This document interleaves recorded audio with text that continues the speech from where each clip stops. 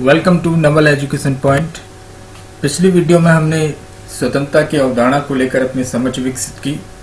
आज हम नकारात्मक और सकारात्मक स्वतंत्रता के बीच अंतर को समझेंगे, लेकिन समझने का तरीका कुछ अलग होगा, कुछ नया होगा। ये इसलिए ताकि हमें मार्क्सवादी स्वतंत्रता को पढ़ते समय, संपत्ति की अवधारणा को पढ़ते समय, न्याय की अवधारणा को पढ़ते समय, समानता की अवधारणा को पढ़ते समय ज़्यादा मुश्किलें ना हो। तो चलिए शुरुआत करते हैं।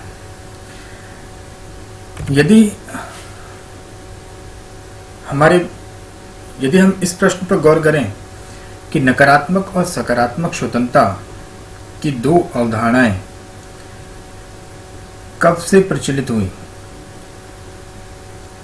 इन शब्दों का इस्तेमाल कब से प्रचलन में आया, तो उसका जवाब मिलता है यशायाह बर्लिन के निबंध लिबर्टी की दो अवधारणाएं में, the two concepts of liberty.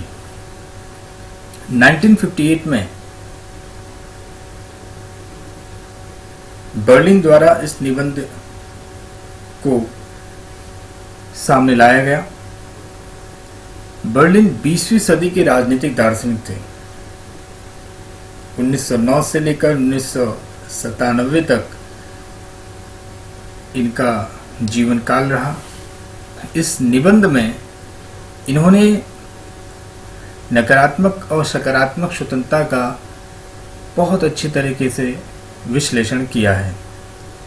जब हम विचार पढ़ेंगे तो उसमें बर्लिन के स्वतंत्रता को लेकर विचार भी शामिल हैं। तो अगली वीडियो में हम बर्लिन के विचारों को देखेंगे। फिलहाल हम आगे बढ़ते हैं।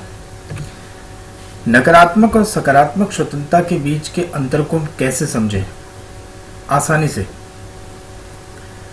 देखिए, पहले तो हमें इनके अर्थों को समझना होगा। नकारात्मक स्वतंत्रता कहती है प्रतिबंधों की अनुपस्थिति। नकारात्मक स्वतंत्रता का मतलब है प्रतिबंधों की अनुपस्थिति। वास्तव में इसे नकारात्मक क्यों कहा गया? क्योंकि ये प्रतिबंधों को नहीं स्वीकारती। अब ये प्रतिबंध किसके द्वारा लगाए जाएंगे? समाज या राज्य के द्वारा? समाज या राज्य के द्वारा। जैसा कि नकारात्मक स्वतंत्रता मानती है कि प्रतिबंध स्वतंत्रता पर होने ही नहीं चाहिए, तो हमें यह बात भी स्पष्ट कर लेनी चाहिए कि समाज और राज्य यदि व्यक्ति पर प्रतिबंध लगाएगा तो नकारात्मक स्वतंत्रता इस बात को नहीं स्वीकारेगी। व्यक्ति की स्वतंत्रता में समाज द्वारा हस्तक्षेप नहीं किया जाना चाहिए। उसी तरह राज्य द्वारा भी व्यक्ति की स्वतंत्रता में हस्तक्षेप नहीं करना चाहिए। नकारात्मक स्वतंत्रता समाज और राज्य दोनों को व्यक्ति की स्वतंत्रता में हस्तक्षेप के रूप में नहीं स्वीकारती। समाज को भी नहीं और राज्य को भी नहीं। नकारात्मक स्वतंत्रता मानती है कि व्यक्तिगत और सामाजिक हित के बीच कोई संघर्ष नहीं है। एक व्यक्ति का हित और समाज का हित अलग अलग है, इनमें कोई टकराव नहीं है। क्यों नहीं है इसमें टकराव? क्योंकि व्यक्ति का अपना एक निजी क्षेत्र है जो कि समाज के क्षेत्र से अलग है। तो जब क्षेत्र ही अलग अलग है तो संघर्ष तो नहीं होने चाहिए। दूसरा तर्क है कि व्यक्ति की स्वतंत्रता में ही समाज का विकास निहित है। अगर समाज की प्रगति चाहिए तो समाज की प्रगति के लिए व्यक्ति की स्वतंत्रता का होना जरूरी है। व्यक्ति को स्वतंत्रता मिलनी चाहिए। व्यक्ति को उसके निजी मामलों में स्वतंत्रता होनी चाहिए। छोड़ दो उसको, इससे व्यक्ति का भी विकास होगा और समाज का भी विकास होगा। समाज को व्यक्ति की स्वतंत्रता में हस्तक्षेप नहीं करना चाहिए। तो यहां तो साफ कह दिया है ना कि समाज को व्यक्ति की स्वतंत्रता में हस्तक्षेप भी नहीं करना चाहिए। और यदि व्यक्ति के कार्यों द्वारा समाज प्रभावित होता है तो राज्य को उन कार्यों पर नियंत्रण लगाना चाहिए, राज्य को नियंत्रित करना चाहिए ऐसे कार्यों पर। तो राज्य इसको नियंत्रण में कैसे लाएगा? कानून के द्वारा लाएगा। कानून का निर्माता कौन है? राज्य है। राज्य कानून के द्वारा ऐसे कार्यों को नियंत्रित करेगा जिससे समाज प्रभावित हो रहा हो। लेकिन राज्य का यह हस्तक्षेप न्यूनतम होना चाहिए। राज्य नियंत्रित कर सकता है स्वतंत्रता को, छीन नहीं सकता। तो राज्य को नकारात्मक स्वतंत्रता में ज्यादा अधिकार नहीं सौंपे गए। ऐसा इसलिए हुआ है क्योंकि नकारात्मक स्वतंत्रता राज्य को व्यक्ति की स्वतंत्रता का शत्रु मानती है। अब शत्रु को इतने ज्यादा अधिकार तो नहीं दिए जा सकते ना। अगर शत्रु आपने उसको मान लिया तो इसका मतलब यह है कि उस पर विश्वास नहीं है, और जिस व्यक्ति या संस्था पर आपको विश्वास नहीं है उसे आप इतने सारे दायित्व नहीं दे सकते, महत्वपूर्ण दायित्व नहीं सौंपे जा सकते। यहां इस बात पर भी गौर करना चाहिए कि नकारात्मक स्वतंत्रता ने राज्य विहीन की बात नहीं कही है।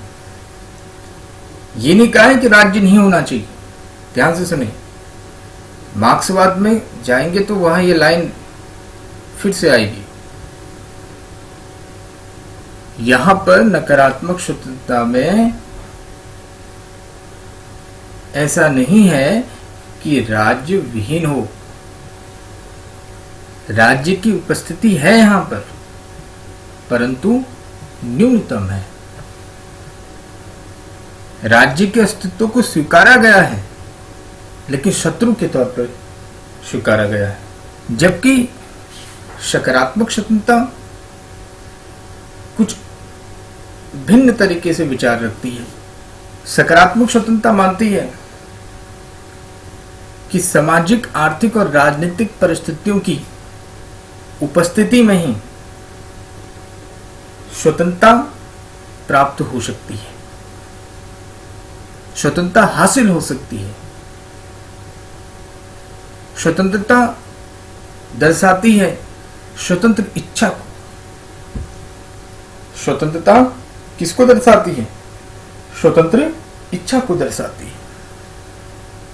और स्वतंत्र इच्छा का प्रयोग एक परिस्थिति विशेष में होता है। किसी न किसी परिस्थिति में ही हम स्वतंत्रता का उपभोग कर सकते हैं। और कई बार परिस्थितियां ऐसी होती हैं कि स्वतंत्र इच्छा एक मजाक बनकर रह जाती है। जैसे एक विकलांग व्यक्ति को कृत्रिम अंग की सुविधा देना, एक अनपढ़ व्यक्ति को शिक्षा देना, या एक बेरोजगार व्यक्ति को नौकरी देना। ये सकारात्मक स्वतंत्रता, ये सकारात्मक पहलू हैं स्वतंत्रता की धारणा के। यदि आप ये कहें कि विकलांग व्यक्ति को घूमने फिरने से मना किसने किया है? स्वतंत्रता है उसे। बेरोजगार व्यक्ति को रोजगार हासिल करने से रोका किसने है? स्वतंत्रता है उसको। मात्र ऐसा कह देने से स्वतंत्रता हासिल नहीं हो सकती। परिस्थितियों का होना भी जरूरी है। जैसा कि मैंने अभी कहा था कि स्वतंत्र इच्छा का प्रयोग एक परिस्थिति विशेष में होता है। तो वो परिस्थितियां कौन पैदा करेगा? परिस्थितियां कौन पैदा करेगा? ऐसी परिस्थितियां पैदा करेगा राज्य। राज्य ऐसी परिस्थितियों का निर्माण करेगा। कैसी परिस्थितियों का निर्माण? सामाजिक, आर्थिक परिस्थितियों का निर्माण, सकारात्मक परिस्थितियों का निर्माण करने का दायित्व राज्य को सौंपा गया। तो कितना बड़ा बदलाव आ गया। जहां नकारात्मक स्वतंत्रता में राज्य को शत्रु माना जा रहा था, राज्य को न्यूनतम कार्य माना जा रहा था, कम से कम कार्य दिए जाने की बात स्वीकारी जा रही थी, वहीं सकारात्मक स्वतंत्रता में तो इतना बड़ा दायित्व, इतना बड़ा कर्तव्य राज्य के हाथ में है कि वो सकारात्मक परिस्थितियों का निर्माण करे जिससे स्वतंत्रता को हासिल किया जा सके। तो इतना बड़ा जब दायित्व सौंपा गया है, क्या वो दुश्मन को सौंपा जा सकता है क्या? नहीं सौंपा जा सकता। आप यदि अपने दुश्मन से कहो कि मेरे लिए भव्य इमारत का निर्माण कराया जाए, भव्य भवन का निर्माण कराया जाए, तो वो शत्रु तुम न जाने कैसा भवन बनाएगा। तो शत्रु को ऐसी परिस्थितियों का निर्माण करने का अधिकार नहीं दिया जा सकता। इसीलिए सकारात्मक स्वतंत्रता में राज्य को व्यक्ति की स्वतंत्रता के दुश्मन के रूप में नहीं देखा गया। अब राज्य दुश्मन नहीं है व्यक्ति की स्वतंत्रता का। राज्य व्यक्ति की स्वतंत्रता को सीमित कर सकता है, लेकिन सरकार को जिम्मेदार होना चाहिए। जिम्मेदार सरकार का होना जरूरी है।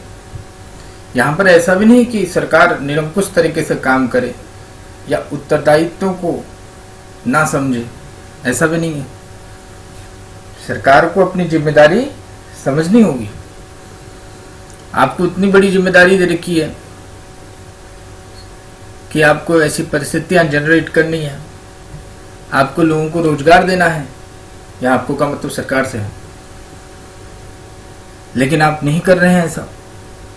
और ये कहा गया कि ऐसी स्वतंत्रता कल्याणकारी राज्य में ही संभव है। कैसी स्वतंत्रता? जिसकी बात हम अभी कर रहे थे।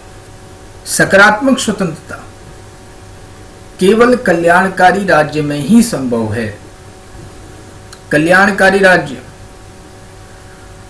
उदारवाद, हमने पिछली वीडियो में पढ़ा था, उदारवाद का केंद्रीय तत्व है स्वतंत्रता। केंद्रीय धारणा है स्वतंत्रता। प्रारंभिक उदारवाद ने नकारात्मक स्वतंत्रता का समर्थन किया। 19वीं शताब्दी के अंतिम दशकों में स्वतंत्रता की धारणा में एक नया परिवर्तन आया, एक सकारात्मक परिवर्तन आया, जहां पहले राज्य को न्यूनतमकारी राज्य के तौर पर देखा गया, ऐसा राज्य जो व्यक्ति की स्वतंत्रता में कम से कम हस्तक्षेप करे। वहीं अब कल्याणकारी राज्य की अवधारणा ने जन्म लिया और ये जरूरी माना गया कि यदि व्यक्ति की स्वतंत्रता को सुनिश्चित करना है तो कल्याणकारी राज्य का होना जरूरी है। वहीं अब समाज की भूमिका को लेकर भी नया दृष्टिकोण सामने आया। अब ये माना जाने लगा कि व्यक्ति एक सामाजिक प्राणी है। याद रखिए, पहले उदारवाद ने ये नहीं स्वीकारा था। उदारवाद का मानना था, प्रारंभिक उदारवाद का मानना था कि व्यक्ति एक विवेकशील प्राणी है। व्यक्ति अपना भला जानता है, अच्छे बुरी की समझ है उसमें। समाज को व्यक्ति की स्वतंत्रता में हस्तक्षेप नहीं करना चाहिए। वहीं अब ये माना जाने लगा कि व्यक्ति क्योंकि एक सामाजिक प्राणी है, तो एक सामाजिक प्राणी के रूप में उस व्यक्ति का विकास करना स्वतंत्रता का उद्देश्य है। अब स्वतंत्रता का उद्देश्य ही क्या है? कि सामाजिक प्राणी के रूप में व्यक्ति का विकास करना। सामाजिक प्राणी अभी तक नहीं था, अब समाज को ध्यान में रखकर स्वतंत्रता का उपभोग करना है। तो व्यक्ति की स्वतंत्रता सामाजिक कल्याण के अनुसार होनी चाहिए, उसी के अनुरूप होनी चाहिए। किसी असामाजिक प्राणी को स्वतंत्रता नहीं दी जा सकती। जो सामाजिक मनुष्य है उसे ही स्वतंत्रता चाहिए। तो इस तरीके से नकारात्मक और सकारात्मक स्वतंत्रता के बीच समाज और राज्य की भूमिका को लेकर वैचारिक मतभेद थे। इसी के द्वारा हम इसे भी समझते हैं। नकारात्मक और सकारात्मक स्वतंत्रता के बीच अंतर न केवल समाज की भूमिका को लेकर है, बल्कि राज्य की भूमिका को लेकर भी है। तो वहीं से हमें बाकी अंतर भी नजर आ रहे हैं। अब जरा ध्यान दीजिए, पहले में लिखा है, इस ओर लिखा है लेफ्ट साइड की ओर पहलू, स्वतंत्रता का पहलू। पहलू मतलब एक भाग। स्वतंत्रता के व्यक्तिगत पहलू भी है, स्वतंत्रता के सामाजिक पहलू भी हैं, स्वतंत्रता के आर्थिक पहलू भी है और राजनीतिक पहलू भी है। नकारात्मक स्वतंत्रता स्वतंत्रता के व्यक्तिगत और राजनीतिक पहलू पर ज्यादा जोर देती है, विशेष तौर पर व्यक्तिगत पहलू पर ज्यादा जोर देती है। फिर से सुनिए, स्वतंत्रता, विशेषकर नकारात्मक स्वतंत्रता, स्वतंत्रता के व्यक्तिगत और राजनीतिक स्वतंत्रता पर जोर देती है। वही नकारात्मक स्वतंत्रता स्वतंत्रता के सामाजिक और आर्थिक पहलू पर ज्यादा जोर देती है। क्या मतलब है इसका? अभी हमने जो पढ़ा उसी से हमें यह समझ में आएगा। नकारात्मक स्वतंत्रता स्वतंत्रता के व्यक्तिगत पहलू पर जोर देती है। इसका मतलब कि नकारात्मक स्वतंत्रता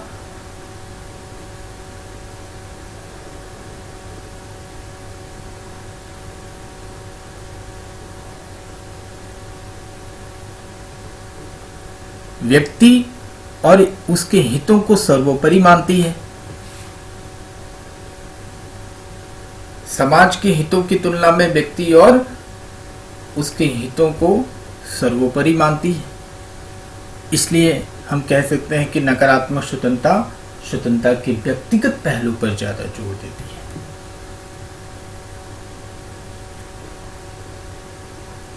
वहीं दूसरी ओर नकारात्मक स्वतंत्रता सकारात्मक स्वतंत्रता स्वतंत्रता के सामाजिक और आर्थिक पहलू पर ज्यादा जोर देती है। हमने भी पढ़ा कि सकारात्मक स्वतंत्रता मानती है कि एक सामाजिक प्राणी के रूप में स्वतंत्रता का उद्देश्य मनुष्य का विकास करना है। व्यक्ति की स्वतंत्रता समाज के हित के अनुसार ही होनी चाहिए। सामाजिक कल्याण को ध्यान में